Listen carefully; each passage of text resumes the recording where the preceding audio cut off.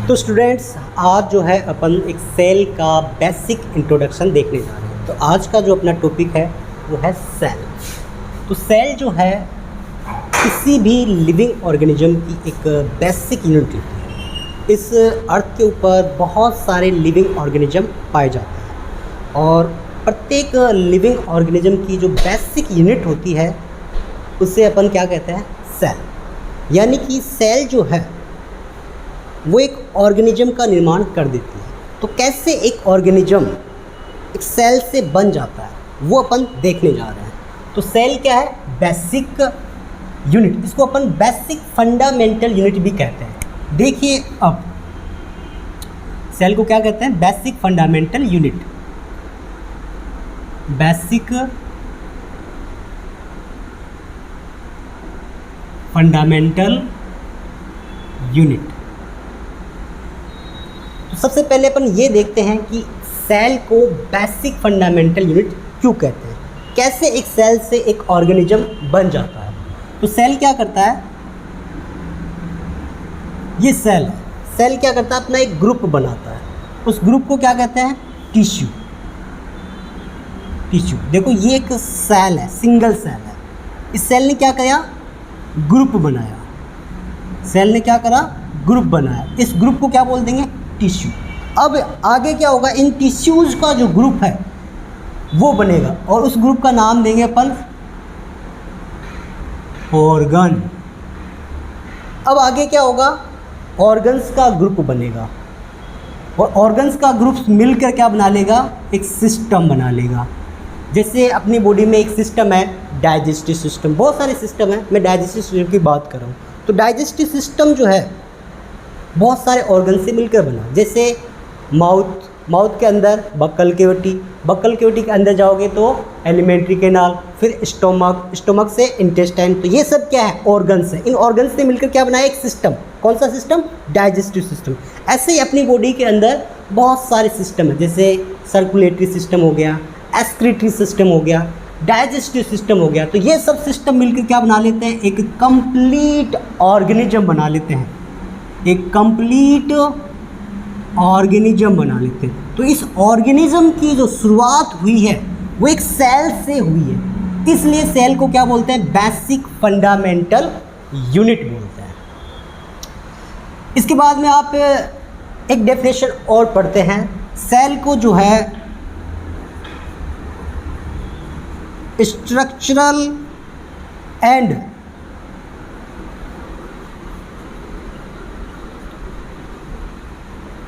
Functional unit भी कहते हैं। सेल को दूसरी डेफिनेशन अपन क्या दे सकते हैं, सेल को स्ट्रक्चरल एंड फंक्शनल यूनिट भी कहते हैं। क्यों हम सेल को स्ट्रक्चरल और फंक्शनल यूनिट कह देते हैं, इधर देखिए। सेल जो है किसी भी ऑर्गेनिज्म का एक स्ट्रक्चर तैयार करती है कि जैसे उस ऑर्गेनिज्म का साइज़ क्या है, साइज़ कैसा है, शेप कैसा है, उसका फ्रेम किस प्रकार से हुआ है। एक किसी भी ऑर्गेनिज्म का एक पर्टिकुलर स्ट्रक्चर होता है। तो इस पर्टिकुलर स्ट्रक्चर के पीछे कौन रिस्पॉन्सिबल होता है, सेल होता है। इस कारण सेल को क्या बोल देते हैं, स्ट्रक्चरल यूनिट। अब देखिए इसे फंक्शनल यूनिट क्यों कहते हैं। फंक्शनल यूनिट से मतलब है कि जो ऑर्गेनिज्म है उसे सर्वाइव करने के लिए उसकी बॉडी के अंदर बहुत सारी फंक्शनिंग होती रहती है कि जैसे डाइजेशन चल रहा है, सर्कुलेशन चल रहा है, सिग्नलिंग वगैरह चल रही है, प्रोटीन का ट्रांसपोर्ट हो रहा है। तो इन सब फंक्शनिंग के पीछे कौन रिस्पॉन्सिबल होता है, सेल होता है। इसलिए सेल को क्या कहते थे, फंक्शनल यूनिट। तो इसका एक प्रॉपर डेफिनेशन क्या हो गया, सेल जो है किसी ऑर्गेनिज्म का स्ट्रक्चरल एंड फंक्शनल यूनिट होता है। उसके बाद में अपन देखते हैं सेल के, आपने दो नाम जरूर सुने होंगे। एक तो आता है सेल बायोलॉजी, एक टर्म आता है साइटोलॉजी। देखो ये सेल बायोलॉजी और साइटोलॉजी दोनों ही जो है बायोलॉजी की ब्रांचें हैं। इन दोनों के अंदर ही जो है क्या करी जाती है, सेल की स्टडी करी जाती है। तो अपन ये देखेंगे सेल बायोलॉजी में किस प्रकार की स्टडी होती है और साइटोलॉजी में किस प्रकार की स्टडी होती है। तो सेल बायोलॉजी के अंदर जो है सेल की कंप्लीट स्टडी की जाती है। कंप्लीट स्टडी से मतलब क्या है, सेल कैसे डिवीजन करता है, कैसे ग्रोथ करता है, कैसे उसमें मैचुरेशन होता है, कैसे उसमें डेवलपमेंट होता है, सेल के अंदर फंक्शनिंग किस प्रकार की होती है, इन सब की स्टडी जो है सेल बायोलॉजी में की जाती है। सेल बायोलॉजी मतलब कंप्लीट स्टडी। कंप्लीट स्टडी जो है सेल की अपन किस में करेंगे, सेल बायोलॉजी में। तो फिर साइटोलॉजी में क्या करा जाता है, साइटोलॉजी में जो है सेल की केवल और केवल स्ट्रक्चर की स्टडी की जाती है। किसकी स्टडी, स्ट्रक्चर की स्टडी की जाती है। स्ट्रक्चर से क्या मतलब है कि सेल का स्ट्रक्चर क्या होता है, सेल के अंदर जो ऑर्गेनेल्स पाए जाते हैं उनका स्ट्रक्चर कैसे होता है, जैसे न्यूक्लियस का स्ट्रक्चर, माइटोकॉन्ड्रिया का स्ट्रक्चर, क्लोरोप्लास्ट का स्ट्रक्चर, ये जितने भी सेल के अंदर ऑर्गेनेल्स हैं उन सब की स्टडी जो है साइटोलॉजी के अंदर की जाएगी।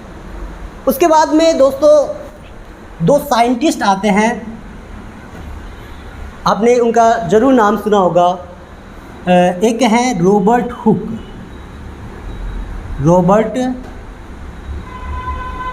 हुक। एक दूसरे साइंटिस्ट हैं एंटोनी वॉन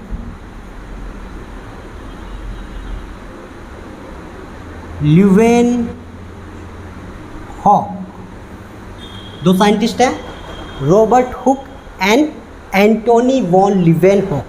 इन्होंने दोनों ने ही सेल के बारे में बहुत कुछ बताया है, तो अपन थोड़ा सा रॉबर्ट हुक और एंटोनी वॉन ल्यूवेनहॉक को जान लेते हैं। रॉबर्ट हुक ने क्या करा, आपने ज़रूर पढ़ा होगा कि रॉबर्ट हुक ने क्या करा था, 1665 के अंदर सेल को डिस्कवर किया था। रॉबर्ट हुक ने 1665 में क्या करा था, सेल को डिस्कवर किया था। तो एक सेल की डिस्कवरी किस प्रकार से हुई, इसकी थोड़ी सी हम हिस्ट्री जान लेते हैं। तो रॉबर्ट हुक जो है 1665 के पहले की बात बता रहा हूँ। वो एक प्लांट है, ओक प्लांट है एक। इसका बॉटनिकल नेम होता है क्यूरकस शूबर। ये एक ओक प्लांट है, इसका बॉटनिकल नेम है क्यूरकस शूबर। उन्होंने क्या करा, इसकी जो छाल है यानी कि इस ओक प्लांट की बार्क को लिया। इस ओक प्लांट की जो बार्क है उसका एक भाग होता है कॉर्क। रॉबर्ट हुक ने प्लांट लिया, कौन सा, ओक प्लांट, उसकी छाल यानी कि बार्क का एक भाग होता है कॉर्क का सेक्शन लिया उन्होंने, और लाइट माइक्रोस्कोप की हेल्प से उन्होंने क्या देखा, उन्होंने इस प्रकार के हेक्सागोनल चैम्बर्स देखे। किस प्रकार के, हेक्सागोनल, ये हेक्सागोनल चैम्बर्स देखे। इन चैम्बर्स को रॉबर्ट हुक ने क्या बोला, सेलुला। क्या बोला दोस्तों, सेलुला। बाद में इसी सेलुला टर्म को क्या कहा गया, सेल कहा गया। तो इस प्रकार से सेल की क्या हुई, डिस्कवरी हुई। लेकिन बाद के अध्ययनों से पता चला कि रॉबर्ट हुक ने एक्चुअल में सेल को नहीं देखा था। एक्चुअल में उन्होंने क्या देखा था, डेड सेल वॉल को देखा था। तो सेल वॉल की डिस्कवरी भी जो है रॉबर्ट हुक ने ही करी, क्योंकि उन्होंने एक्चुअल में क्या देखा, डेड सेल को देखा। तो ऐसा माना जाता है कि रॉबर्ट हुक ने जो सेल डिस्कवर किया था वो कौन सा सेल डिस्कवर किया था, डेड सेल को डिस्कवर किया था। क्वेश्चन ऐसे आ जाए कि सेल को डिस्कवर किसने किया, तो रॉबर्ट हुक। डेड सेल को किसने डिस्कवर किया, तब भी रॉबर्ट हुक ही करना है। उसके बाद में एक दूसरे साइंटिस्ट है एंटोनी वॉन ल्यूवेनहॉक।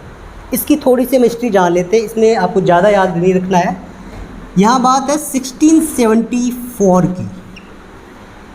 इन्होंने एक प्लांट पे काम करा और लिविंग सेल को डिस्कवर करा। कौन सी सेल को डिस्कवर किया, लिविंग सेल को डिस्कवर किया। कौन से प्लांट में, तो ये याद रखना, स्पाइरो गायरा एक प्लांट है, ये जो है एल्गी के अंदर आता है। स्पाइरो गायरा एक प्लांट है 1674 के अंदर एंटोनी वॉन लीवेनहॉक ने जो है लिविंग सेल को डिस्कवर किया। इसके बाद में जो है अपन सेल के टाइप को देखने जा रहे हैं। एक जो सेल का जो टाइप होता है वो देखने के लिए जा रहे हैं। सेल जो है एक्चुअल में दो प्रकार का होता है। सेल जो है एक्चुअल में दो प्रकार का होता है। बहुत ही प्यारा कॉन्सेप्ट है दोस्तों ये सेल का।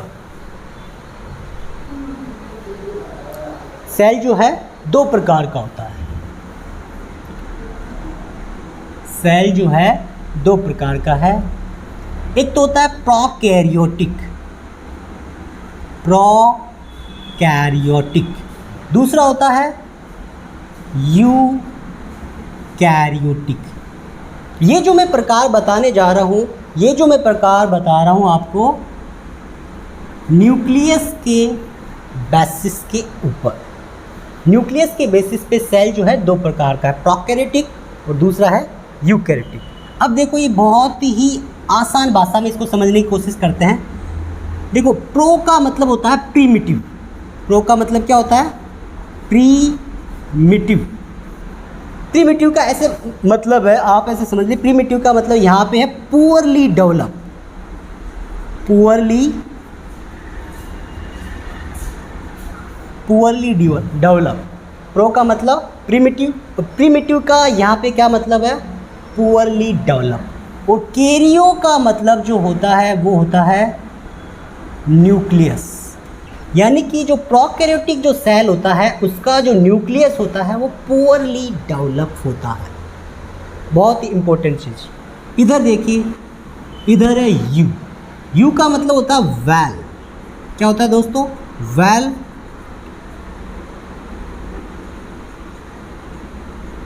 Well develop. सेम चीज़ कैरियो का मतलब क्या होगा? न्यूक्लियस। कैरियो का मतलब क्या होगा? न्यूक्लियस। यानी कि जो ये जो सेल है इसका जो न्यूक्लियस है वो कैसा होगा? वेल डेवलप न्यूक्लियस होगा। अब अपन ये समझते हैं कि वेल डेवलप और पुअरली डेवलप न्यूक्लियस होते कैसे हैं। तो आप एक सेल बनाइए। सेल के अंदर आपको पता होता है यहाँ पे एक न्यूक्लियस होता है। न्यूक्लियस के अंदर भरा होता है क्रोमेटिन फाइबर, और इसके साथ जो है यहाँ पर आप देखोगे एक डिस्क लाइक स्ट्रक्चर देखोगे। अभी अपन को केवल इन दो चीज़ों से ही मतलब है। ये एक सेल बनाई है मैंने, सेल का ये न्यूक्लियस है। न्यूक्लियस के अंदर ये सेल का न्यूक्लियस हो गया, ये क्रोमेटिन फाइबर, और ये क्या है? न्यूक्लियोलस। तो ये न्यूक्लियस का क्या हो गया? Nuclear membrane. और ये क्या है? न्यूक्लियोलस। अगर किसी सेल के अंदर उसका जो न्यूक्लियस है उसके अंदर न्यूक्लियर मेम्ब्रेन और न्यूक्लियोलस दोनों प्रेजेंट हो, ऐसे न्यूक्लियस को अपन क्या बोलते हैं? Well develop nucleus. तो वेल डेवलप न्यूक्लियस की पहचान क्या है? उस न्यूक्लियस के अंदर न्यूक्लियर मेम्ब्रेन और न्यूक्लियोलस दोनों प्रेजेंट होंगे। और ऐसी सेल को अपन क्या बोल देंगे? Eukaryotic cell. इसी प्रकार प्रोकैरियोटिक सेल है। अपन ने एक सेल बनाया। सेल, इस सेल का जो न्यूक्लियस होता है ना वो ऐसे ही होता है। इसका जो क्रोमेटिन फाइबर है सेल के साइटोप्लाज्म के अंदर जो ऐसे ही बिखरा रहता है। ना तो यहाँ पर कोई न्यूक्लियर मेम्ब्रेन है, ना ही ऐसी कोई डिस्क लाइक स्ट्रक्चर यानी कि न्यूक्लियोलस है।